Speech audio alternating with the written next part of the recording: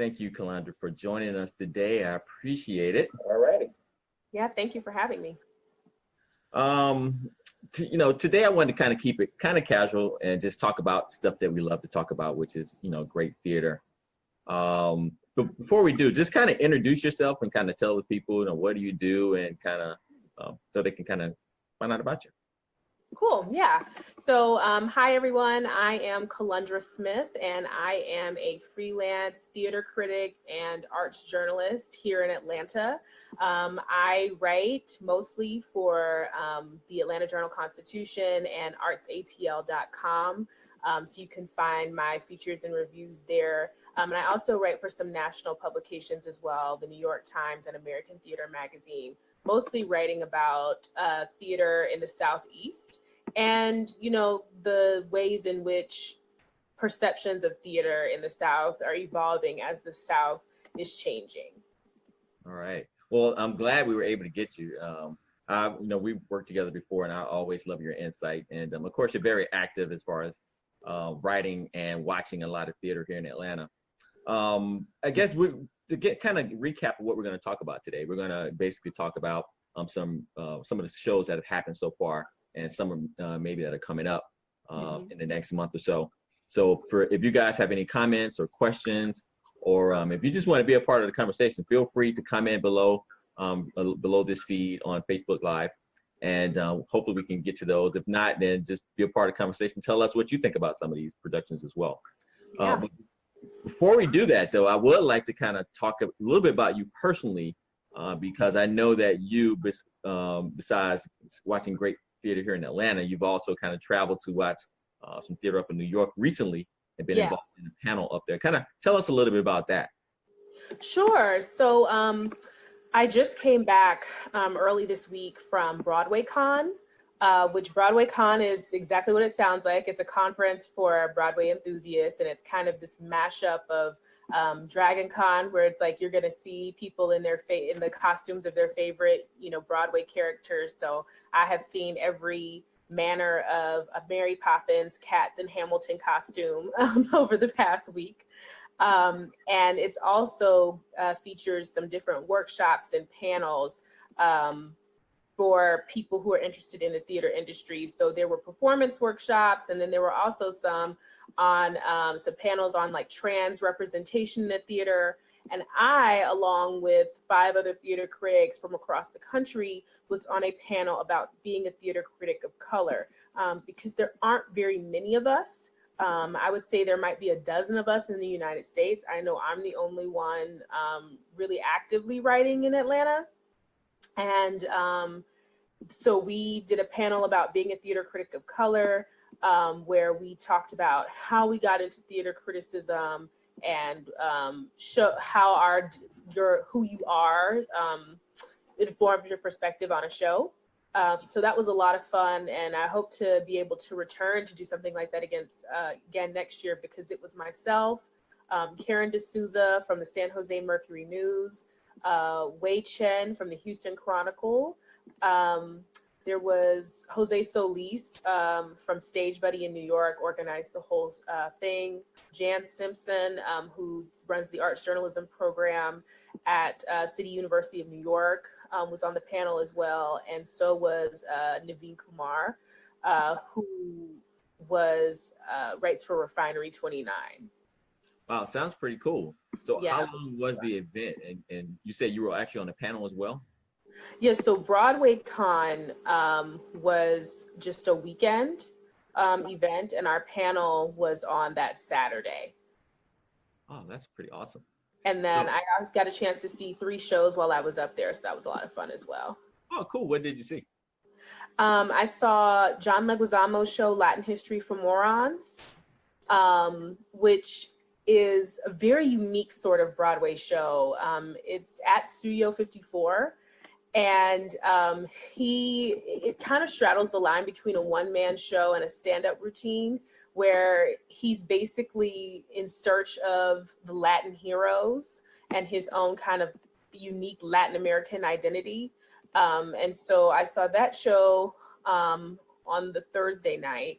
And then I saw the Broadway production of Once on This Island, which actually, Tamira Gray, who I think is a hometown girl, is now in that show. Cool. She replaced Merle Dandridge, who's, in Greenleaf, was originally in the role that Tamira's now in. So that show is doing very well. And the set design was absolutely stunning, and the cast was top notch. And then the other show I saw was at the Atlantic Theater Company called, and this was an off-Broadway show called The Homecoming Queen. And it's by a Nigerian playwright whose name I'm going to remember at some point. And but the show is called The Homecoming Queen. And it's basically about a young woman who, when she's a teenager, is sent to America to finish her education, and then it comes back to her town, which is outside of Lagos, Nigeria, and to basically see her sick father on to the, next life, so to speak. Wow, that sounds really cool. Now, are you able to get up to New York pretty frequently to watch productions up there as well? Not as much as I'd like to. I get up there maybe a couple times a year, but not much more than that. Well, cool. Well, speaking of great theater, like I said, by the way, my name is Dior Metcalf, and I'm executive producer for Best of Atlanta Concerts and Best of Atlanta Concerts TV. So just want to throw that out there real quick. But speaking of which, I want to kind of talk a little bit about some of the shows that we've seen here locally. Mm-hmm. I know a couple of the shows you hadn't seen, I haven't seen, but you've seen, and which sounds kind of crazy considering how big the show is. And one of the shows we have to mention is Lion King. It was presented by Broadway in Atlanta at the Fox Theater, and I think it just ended a few days ago. Kind of tell me, I know every time I talk to everyone says, you have to see this, it's great. They're actual people. Kind of what are your impressions of The Lion King? Well, so I'm surprised that seeing it here recently was the first time I'd ever seen it, because The Lion King at this point is an old Broadway show. And this was the first time I had seen it, and I went with a good friend of mine. And I mean, the puppetry, Julie Taymor is the original director who kind of conceived of the idea of how they do the puppetry with the animals and all those things.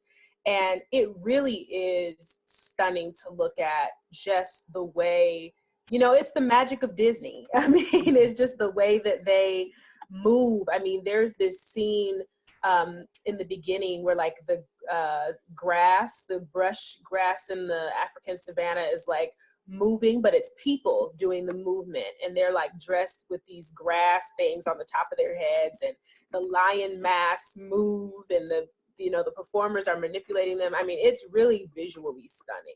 It really is. So every time I look at a photo of it, what jumps out to me is the colors involved. Mm-hmm. It just seemed like a very vibrant play in general. Yeah. I guess to me, I love, one of the things I always watch when I look at theater is stage design.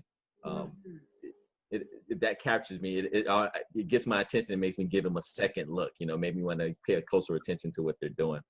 But so I can imagine what it looks like for Lion King. Yeah, I definitely always pay attention to design, because the design has the ability to kind of pull you in or put you at a distance, and sometimes it's meant to do both. I will say that a show that I recently saw that I really loved the design for, even though it was like super simple and very bare bones, is Angels in America at Actors Express. Yes. It was like being on the inside of a rib cage, kind of. I mean, it was so cool. That's the first thing. I saw that as well. Now, it has two parts. So there's Angels in America Part 1 and Angels in America Part 2. So have you seen both parts already? Yes, I've seen both parts. And just a note to people who are thinking about going to see that production, is the part I watched was 3.5 hours. So, be prepared for that. Yes. Yes, Angels in America in total is a 7-hour epic production. So the first part is like 3 hours and 3 hours, and the second part's like runs a little longer than 3 hours. Yeah. So it definitely is a commitment, and Actors Express, I know, has a deal where you can see both parts on a Saturday. And you can they like have a package where you see part one, you have dinner, and then you see part two, and you can buy it, and they like choose the restaurant and things that you go to, and you get to meet some people who are involved with the show. But it's the design for that particular show really was impressive to me. I had never seen anybody, and you see a lot of shows, I see a lot of shows. I can't say that I've seen a set design like that on a stage in this city before. Yeah, they did a fantastic job with that. When you first walk in, you see the blue, and it's blue and white, like you said, like a rib cage, and it looks like, to me, it reminds me of like a fancy nightclub that you would go to, that you find in the movies or something. But it's not remotely about anything in the nightclub. But it's just very stunning design, and in particular, Actors Express. Every time you go there, the sets are completely different every time. So they kind of bring you into their world through their design and their sets, and they do a fantastic job of that.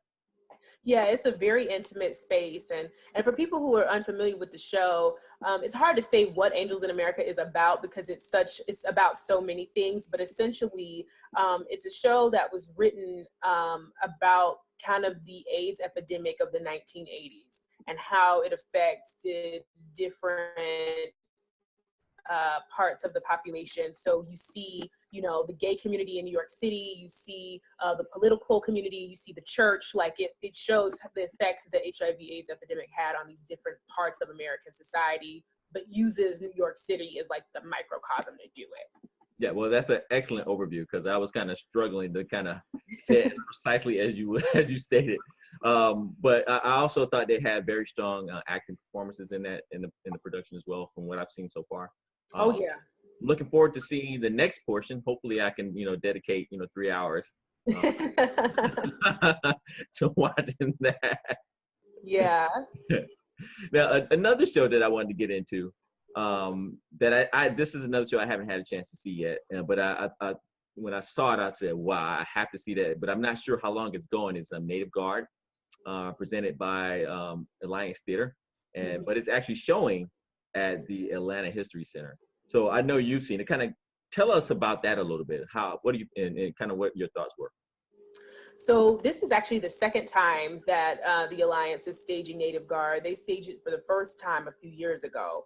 And it's a piece written by Natasha Trethewey, who was the U.S. Poet Laureate under President Obama. And essentially, it's kind of her search for her personal history, while also uncovering the history of the Native Guard, which was a all-Black regiment that fought in the Civil War. So it's an unusual play in that it's kind of a one woman at the center stage telling her story, but then it's aided by the musicians on the side of the stage. But then in comes the soldier who represents the Native Guard. And that show has some really beautiful design happening too, with the use of backdrops and projections. And that show's on stage, I know, at the Atlanta History Center. I think it's closing soon though. So for people who want to see that one, they need to get on it. But I know if I remember correctly, I think it's February the 4th, I believe. Yeah, so that would be this weekend. It would be this weekend. So for those who have not seen it yet, which included myself, but I think I may not be able to catch that one. That was pretty soon. The space is so appropriate for it because right across the hall at the History Center, there's the Civil War exhibition that they have. Yeah. And then we had the gentleman the actor playing the lead role. His name is Neil Gant. And he's been in tons of great productions, and I always love his work.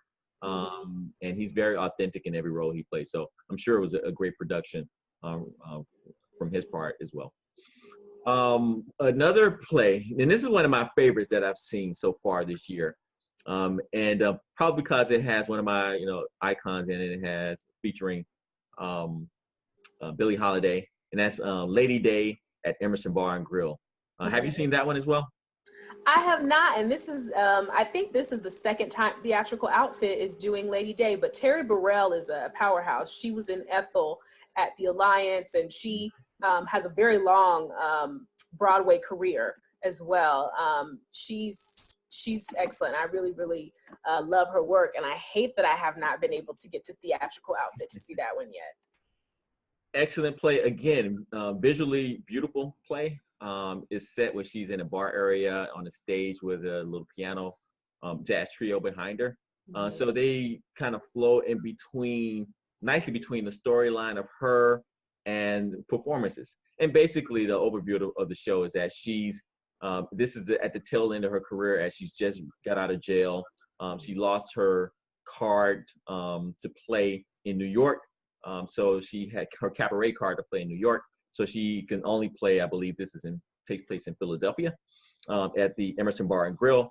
This is days before she actually passed away. So you kind of get to see her last moments as Lady Day. It's very funny. She's kind of, at this stage, she's kind of rough around the edges because of, all the stuff she's gone through. Again, she had the drug problems as well. And you kind of see that play itself out throughout the production as well. So Terry did an awesome job with this show. Her singing is right on point. The music is right on point. The storytelling is right on point. And I went there on a Sunday, and I guess I wasn't expecting to see that many people. It's packed house, Sunday afternoon matinee show. So it seemed to be well received by the audience and the community as well. We actually had a chance to sit down and do an interview with her. So if you guys want to check that out, you can go check it out on our YouTube page on Best of Atlanta Concerts, or BOAC TV, or you can go to our Facebook page. We have it up on there at Best of Atlanta Concerts, so you can check it out. The full interview there. But she did a great job, and she even had her dog in the play. And the dog was so cute too. We have the interview with not interview with the dog, but we showed her dog as well in that interview we did. But they did a fantastic job over there. And you're right. I'm not surprised to hear that. She's a powerhouse. She's great, and she's going to be in a show with the Alliance. They're later on this season, which I know we're going to talk about that later. But she's going to be in a show, 2 new plays by Pearl Clegg, Hospice and Pointing at the Moon. She's going to be in, and those will be running, I want to say in late March through mid-April. I'm sure she'll be great. Everything I've seen her in so far, she's been fantastic in. So I think that play as well runs through February the 4th. So you have until tomorrow to go see that. Now, another play that I wanted to kind of talk about, and this seemed to be a very packed month for new productions here in Atlanta. Yes. It was kind of hard to schedule because there was so much being released all at once, it seemed. And but I did get a chance, and I think you did too, get this chance to see a lot of what was going on. And this play in particular, it was called Maytag Virgin. Yes. Virgin. I keep calling one to call it Virgin. Maytag Virgin, presented by Aurora Theater, and that's up in Gwinnett County, I believe. Yes, in Lawrenceville. And I thought they did a great job. Again, I'm a huge sets guy. It felt like we were right in the middle of their, in their neighborhood. So kind of tell me what you thought about it. So Maytag Virgin to me was incredibly heartwarming and funny. And that show, it'll run, I believe it closes the 11th of this month. So you have until I think next week to see it.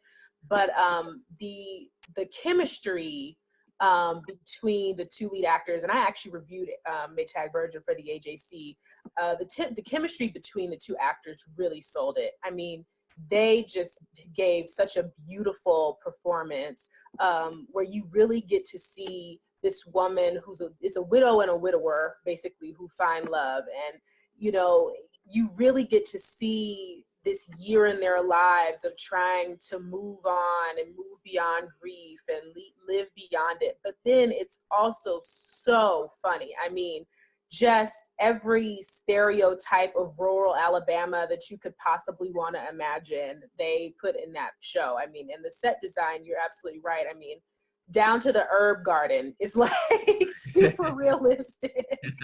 It was very realistic. every time I see a set like that, I always want to say, I want to walk through those doors and then walk her through it. I know there's nothing there, but in my head, I want to walk through anyway because it looks so realistic.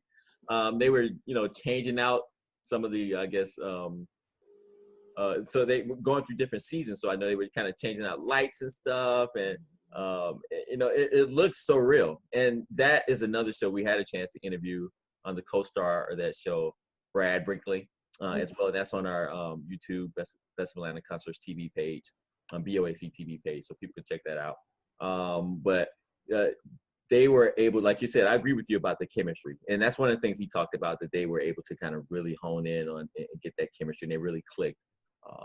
And you can really tell the difference. One other production that I think we both saw, and this is a recent release, is called The Ballad of Klook and Vinette. Did I say it properly? And it's presented, and it's by Horizon Theater. So I think that I went to opening night, so that was last week. Which day did you end up going? I went just this week. I went Thursday. Okay, so I went. It was standing room only. There were people literally standing up. Reception was really nice. And before I kind of give what I thought about, kind of tell me, could you kind of set us up and kind of tell us what you thought a little bit? Sure. So The Ballad of Klook and Vinette is a new play with music, or I guess you would say a musical play. It kind of straddles that line a little bit. And it is written by Che Walker, who's a very well-respected actor, director, playwright from London. And basically, the show originally premiered at Park Lane Theatre in London, which is one of the off West End, which is West End, is their Broadway theaters over there. And then they took it to the New York Musical Festival, and that's where the producers at Horizon Theater saw it. And so this production in Atlanta is the American premiere of this show, because when they took it to New York, they only did a snippet. They didn't do the full thing. So this is the first full production in the United States of this particular show. And I would say, it's a different kind of show. It's lots of poetic language, lots of abstract concepts. My review of it will be in the AJC next week, so people can look for that. So I don't want to say too much, but essentially the show is about this man and this woman who meet at a health club, and they initially, he's really into her and she's not all into him, and then they start to hit it off. They move in together, but there's a lot of highs and lows in their relationships because they both have very storied pasts and a lot of secrets. And then, that past essentially comes to haunt them both eventually. Yeah. To me, my initial thoughts on this show is that it's just a cool show. When I say cool, I mean the characters are real, what's the word? I can't think of the right word, but the language is real cool and smooth, and there's a difference in age between the two characters. So one of the male characters, a older character, and he's going after a younger female character. They use a lot of, the styling of it reminds me of kind of like a Love Jones kind of style, to be honest with you. So it has that neo soul, and matter of fact, a lot of the music is kind of neo soul type of music that they're singing. And you're right, they called it, because I had a chance to interview both of the guys as well, and that'll be up on our YouTube BOAC TV. But they kind of described it as a play with music. So it's not a musical, but it has a lot of musical elements to it, and both sing. But the female lead, she's an excellent singer. Brittany, yes. Yeah, Brittany. And if I remember correctly, she started off as a professional singer, and she just happened to, change direction and get into acting. So her singing chops are bona fide. Yeah, she has a beautiful voice, and she, for those, if anybody saw Blackberry Days at Horizon last summer, she played the jazz singer in that show, and she did a fabulous job in that role. But yeah, the music is very much the composer and the songwriter. They are British soul singers. They kind of are pioneers of neo soul in Britain, and so the score is definitely reflective of that. It's very sensual, very soulful, but like a lot of jazz influences. But the thing that is, I think, probably so impressive is that it's only a bass player and a keyboard player doing everything. I mean, they're on the stage. It's, you know, on the right side of the stage, and that's it. You know, but they really fill the space. Yeah, they do, and it's a minimalist kind of set, so you don't really get the super extravagant. But you know, their drama between them two and their dialogue is kind of really what really fills up this play. And to me, I thought it was, like you said, it was a very funny production. It had a lot of comedic moments, between the two characters, and at the same time, it had a lot of powerful moments as well, without kind of giving too much of the story away. So you get a nice range of different kind of emotions that they kind of bring to light in this production as well. Mm-hmm. So we'll let you save your actual official Yeah. for the but I will say I like AJC next week. You'll find out her opinion on AJC next week. Yeah. Before we go too far, I also if people want to find out about some of the stuff you've written about, where can they follow you on your social media and all that kind of stuff? Sure. So you can follow me on Piece of K on Twitter. So that's PIECEOFKAY, Piece of K on Twitter. And then also all my links and everything are on my website, Calandra.com. So it's KELUNDRA.com, Calandra.com. And I'm the only Kelundra out there. So if you find me, it's me. All right. So you don't have to put the real Calandra next to the signature. No, I don't have to get, Twitter verified. It's me. Well, at this point, I kind of want to talk about some of the upcoming productions that we got our eyes on, that Mm-hmm. or you in particular, that you kind of looking forward to watching over the next few weeks or so. Kind of give me an idea of some of the stuff that's on your radar. Sure. I'm looking forward to seeing Ontario Was Here opens at Aurora Theater in Lawrenceville next weekend.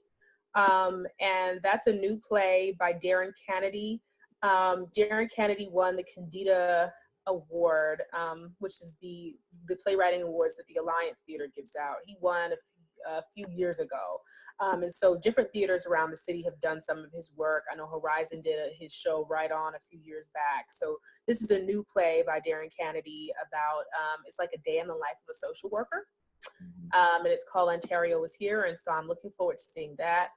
I'm looking forward to True Colors is going to be bringing back some August Wilson and doing King Hedley II, which will open mid-February. So I think that Neil Gant is going to be in that show. A good friend of mine from college, Tiffany Hobbs, is going to be in that show.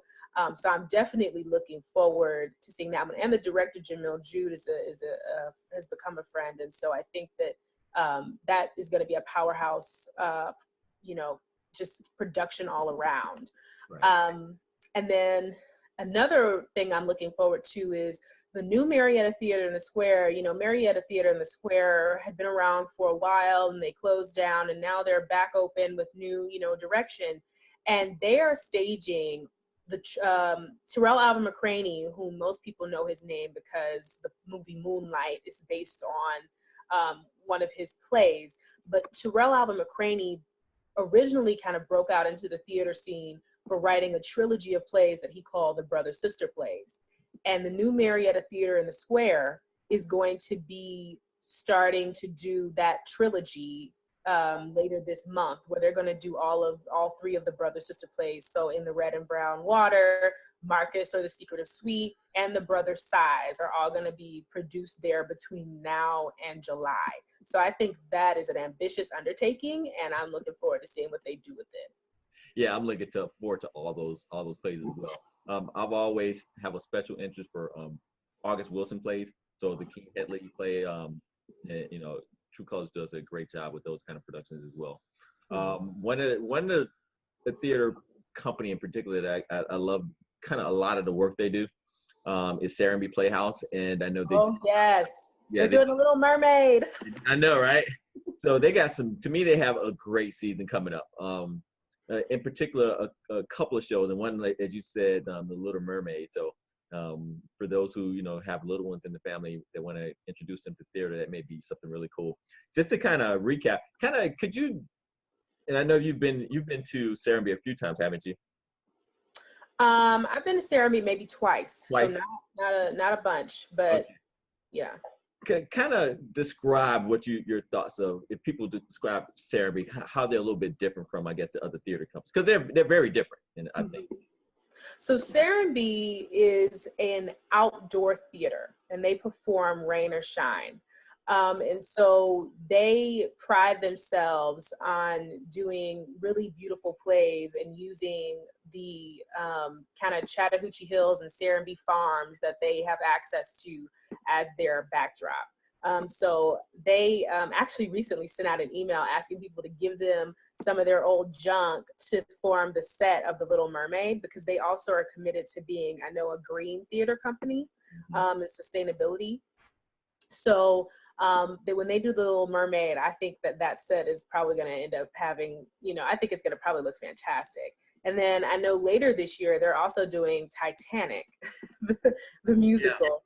So it'll be interesting to see how they create these like underwater experiences in their farm setting. And that is the other play I was going to mention, Titanic. We all know that story, but my impressions of Serenbe is first is that since they're outdoors, they're able to kind of utilize a set in a more unique kind of way. So Mhm. I'm very interested to see what they do set design wise to make that happen, and I'm sure it's going to be pretty spectacular. They've done some pretty over the board things with their settings, with their set design for past stuff. One for which is Miss Saigon, I believe, Mhm. where they They had flew a helicopter. so that's pretty insane. So I'm looking forward to both of those. I guess the one thing you have to keep in mind about Cerebi, and probably the reason why neither one of us haven't gone out there a whole lot, is it's the distance. It's quite the distance in Chattahoochee Hills. I think it's considered Palmetto, Georgia. Yeah, they're right before you get to Palmetto. So for people who live in South Fulton, they're quite close, and in certain parts of Clayton County, they can, you can get there pretty easily. But it's right before you get to Palmetto. Okay. Yeah, but once you get out there, you're gonna love it. It's like I said, they do a great job with the productions. That all the productions I've seen, I've probably seen maybe 4 or 5 so far. Hmm. Um, and I haven't been disappointed in any of them. So those are kind of what I'm looking forward to. Um, and do you have anything? Yes, you want to kind of say, we kind of as we're wrapping this up today. Let's see. Another production I did want to mention that I am looking forward to seeing as well, just a couple more, are Horizon is doing Freaky Friday. So for people who are looking Of for course. things that are like family friendly and stuff like that, I Right. think that's going to be like a really fun show. And Freaky Friday and The Little Mermaid will actually be running kind of around the same time for people who are looking for that kind of family friendly thing. And then I'm also interested to see what Actors Express is going to do with The Color Purple, because that is going to, I believe, close out their season.